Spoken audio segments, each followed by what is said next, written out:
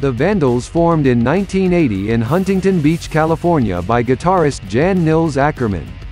Soon vocalist Steven Ronald Stevo Jensen was found and he and Ackermann practiced and performed with a rotating cast of other members before a permanent lineup coalesced to include bassist Steve Human Pfauter and drummer Joe Escalante. Other early members included Steve Gonzalez on bass and Vince Mesa on drums. The band quickly built a reputation in the Los Angeles and Orange County punk rock community. The Vandals distinguished themselves in their scene by sticking to humorous subject matter rather than the typical social and political topics addressed by most punk bands of the time. In 1982, the group became the second band to sign with Epitaph Records, the Los Angeles label run by Bad Religion's Brett Gurewitz, who released their first EP piece thru Vandalism. The record contained several songs that would become fan favorites and remained in the band's live set well into the 1990s, including Urban Struggle, which became a local hit after receiving airplay on KROQ FM's Rodney on the KROQ program. Most of the record's subject material was drawn directly from the band's own experiences in their local punk rock scene. The legend of Pat Brown told tales of a substance-abusing friend of the band who was notorious for causing mayhem, while Pirate's Life dealt with the experience of riding Disneyland's Pirates of the Caribbean ride while taking LSD. The aforementioned Urban Struggle dealt with the constant fights that would occur between the punk rock fans who congregated at a Costa Mesa club called the Cuckoo's Nest and the country music fans who gathered at nearby Zubie's. Anarchy Burger approached the philosophy of anarchism, advocated by many early punk bands from a humorous perspective, and became one of the band's most popular songs throughout their career. In 1984, the band appeared in the film Suburbia by invitation of director Penelope Spheeris, who had also directed the influential The Decline of Western Civilization. They also played a benefit concert for the Cypress College Young Republicans, along with the Circle Jerks, the Dickies and D, an action which prompted derision from the traditionally leftist and anarchist punk community. It would not be the last time the band's actions would draw criticism, with their music generally maintaining an apolitical position. When Pfauter left the band in 1984, Eric Von Arab filled in on bass while the band was writing and rehearsing for their first album until Brent Turner was brought in to play bass on the recording of that album When in Rome Do as the Vandals. By the time of its release in 1985 on National Trust Records, Chalmer Lumeri had joined as the band's full-time bassist. The album explored different musical styles and contained several songs that would become fan favorites. Ladykiller incorporated scratching and dance beats, while Mohawk Town explored a mixture of punk rock and country music. Personality clashes between members led to Stevo's departure from the band shortly thereafter. He was replaced by Dave Quackenbush of the band Falling Idols, who has remained the Vandals' vocalist.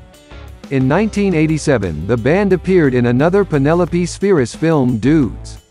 By 1989, Lumeri had left the band and Robbie Allen joined them in the studio to play bass on the album Slippery When Ill. The album was something of a departure from the punk rock formula of their previous releases, fusing country and western styles with their humorous brand of punk into a sound the band called cowpunk, somewhat mocking the resurgence in popularity of country music in their native Huntington Beach. The joking style confused many of their fans, and the album would remain in obscurity until its 1999 re-release as the Vandals play really bad original country tunes. By the time of the album's release, the band had recruited new drummer Doug McKinnon and Escalante had moved to bass, a position he would remain in for the rest of the band's career.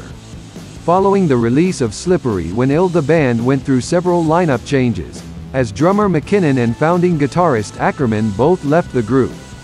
With Escalante asserting control over the band, Stevo, Ackermann, Lumeri and TSOL drummer Todd Barnes played a show billed as the Vandals.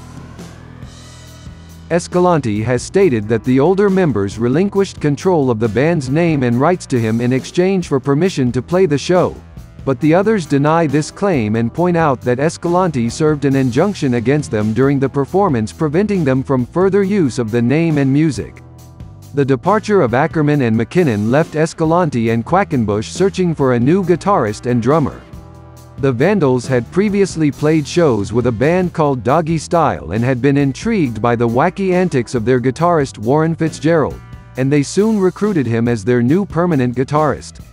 Also around this time, Escalante and Quackenbush made many visits to Disneyland, where they witnessed Josh Freese playing electronic drums in the children's cover band Polo on the Tomorrowland Terrace stage. They persuaded him to join, solidifying the Vandals lineup of Quackenbush, Fitzgerald, Escalante and Freese, which would remain constant throughout the rest of their career. In 1990, the new lineup recorded Fear of a Punk Planet, an album which established their presence amongst an emerging new crop of California punk rock bands including Green Day, NoFX, The Offspring, Rancid, Pennywise and Sublime. It spawned their first music video for the song Pizza Tran, which received airplay on local punk and rock television shows. In 1992, Escalante graduated from law school and became a television executive at CBS, using money from his job to finance the band and his television connections to allow them to play on late-night rock shows. At a New Year's Eve party at which Escalante was unable to play, actor Keanu Reeves filled in for him on bass. Fitzgerald and Freese, meanwhile, moved towards careers as professional musicians. Freese became a sought-after studio drummer while Fitzgerald began a 3-year stint as guitarist for Oingo Boingo.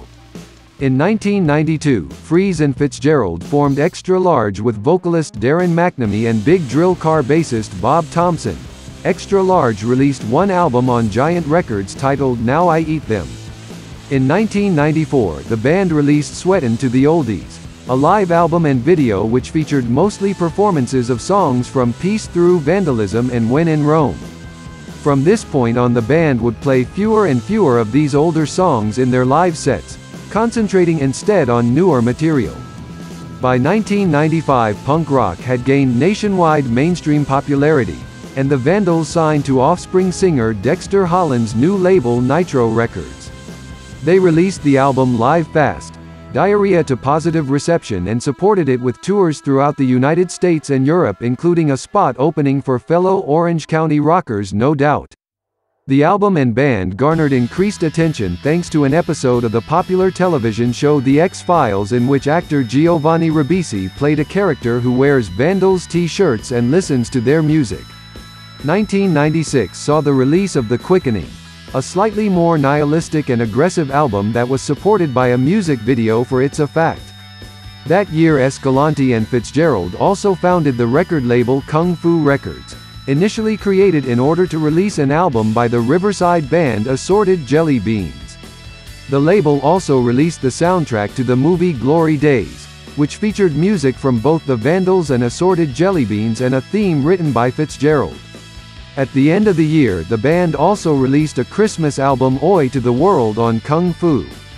Although it remained the band's most obscure release for several years, the title track became somewhat famous when it was covered by No Doubt in 1997. Their version was produced by Fitzgerald and made into a music video. Other than Oi to the World, songs from the album are generally not part of the Vandals' live setlist, except for their annual winter formal concert at which they generally perform the album in its entirety. Sweatin' to the Oldies was also re-released by Kung Fu in 1997 with bonus tracks.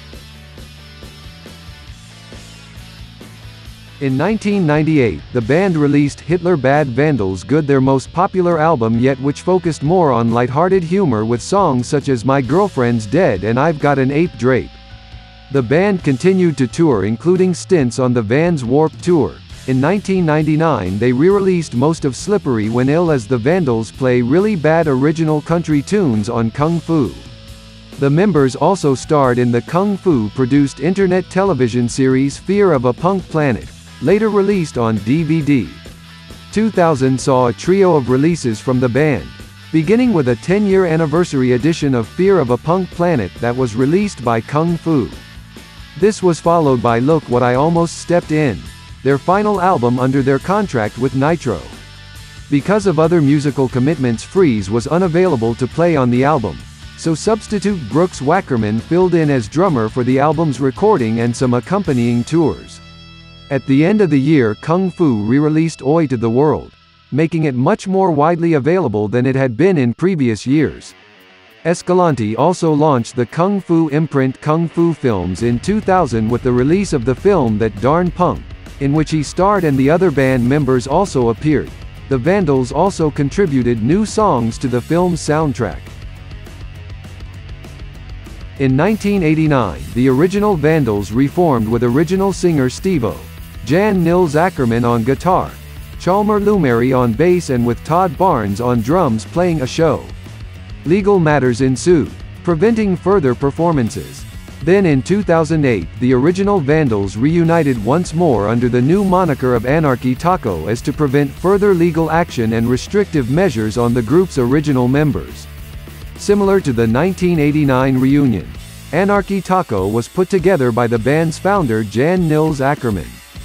The band collects alumni Steve Human Pfauter and Chalmer Lumeri from the group's original records, as well as vocalist Worm and drummer James. The group's setlist usually encompasses the material recorded by the band from 1982 to 1984.